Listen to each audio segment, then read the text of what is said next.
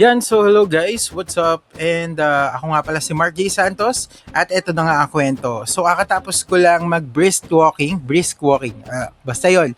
Kakatapos ko lang magkwan sa may park dito sa amin and nadaan ako sa may mall, sa may Mega, nadaan kami kanina sa may Mega and may binili ko guys.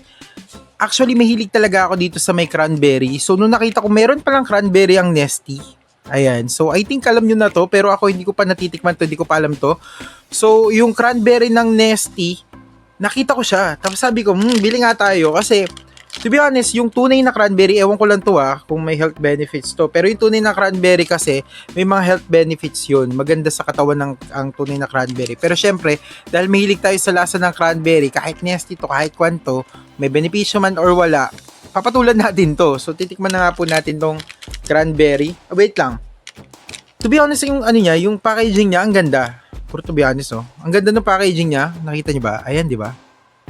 Ang ganda ng pagkakagawa ng packaging niya. Sobrang inviting. Inviting yun. Pero yun na nga. Sobrang ganda ng kwan niya. Red. Reddish tapos blue. Ganun yung kwan niya. Cranberry iced tea. So, try na natin. Actually, naghanda na ako ng wait lang. Ayan. Open na natin. Ay, ang bango. Takti. Amoy pa lang parang ang sarap na. Yan, open na natin. Nagsaganda na ako ng tubig. Ayan. So, ilalagyan. Sola to dati, pero yun. Pinaglalagyan ko na siya ng kwan. Kesa naman yung mga plastic pinaglalagyan ko. Much better kasi pagka ganito. Hindi siya, alam mo yun, may microplastic na tinatawag. So, sure ako na hindi naman siya plastic. So, wala siya microplastic. So, tignan natin. Lagyan na natin siya. Pero hindi natin ito ubusin kasi syempre. Okay.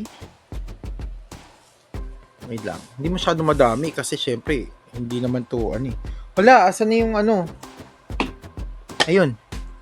Hinahanap yung takip. Takip kasi. Ayan, so tatakpan natin siya. Tapos shake lang natin. Shake natin. Shake. Tikman natin kung anong lasa nitong cranberry ng Nesty. Kasi mahilig ako sa cranberry. Isa ito sa kaso ang mahal kasi ng cranberry nasa 300 or 500 yata yung binibili namin na cranberry. Pero ano naman talaga yun? As in, hindi powder na cranberry. Ang pagkakalam ko ayun, para imported siya cranberry. Ayan, so kuli cranberry na nga rin talaga siya. Makikita nyo. Diba? Tapos tikman na natin. Inumin muna natin. Ay, amoyin. Oh. Bango ng amoy niya. Alam mo yun? Amoy siyang air freshener talaga. Ang bango. Parang ang sarap gawing air freshener to. Kung pwede nga air freshener to, gagawin ko air freshener to eh. Tikman na natin.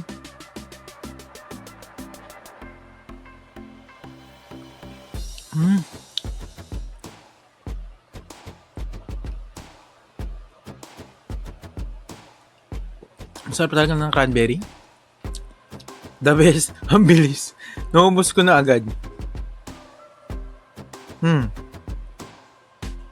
1 to 10 sa presyo niya. 10. Wait lang. Ito yung tignan natin kung meron din link dito. Bibigay ko rin sa inyo yung link kung gusto niyo bumili ng Nesty Cranberry. Ayan. Tignan natin kung meron. So, bibigay ko sa inyo para hindi na kayo kailangan lumabas ng bahay. Ang price nito nasa mga I think 22 pesos, 25. Ay 22.50, so mga 23 pesos. Ganun yung price niya. To be honest, kahit di siya malamig, masarap. Satisfied ako dito. Mamaya na kita inumin kasi kakain muna ako. So yun, okay na okay siya. Gustong gusto ko yung lasa niya. And marami pang natira. So marami pa, pwede pa natin itong i-restore. Yan, i-store natin siya para naman makainom pa tayo ng milasang cranberry. Masarap kasi siya pag kumakain ka, di ba? After mo kumain, juice ka muna, ganun. Pero syempre guys, wag kung mataas ang blood sugar natin, wag din na tayong masyado mag-juice kasi syempre nakataas din ang sugar natin yan. So ingat na lang din sa health. Yun lang. Maraming salamat, God bless, and ingat po kayo palagi. Sana ay mag-comment, mag-like, and mag-subscribe na nga po kayo at hit na po yung notification bell para na ma-updated kayo sa lahat ng ating videos. Yun lang. Bye-bye!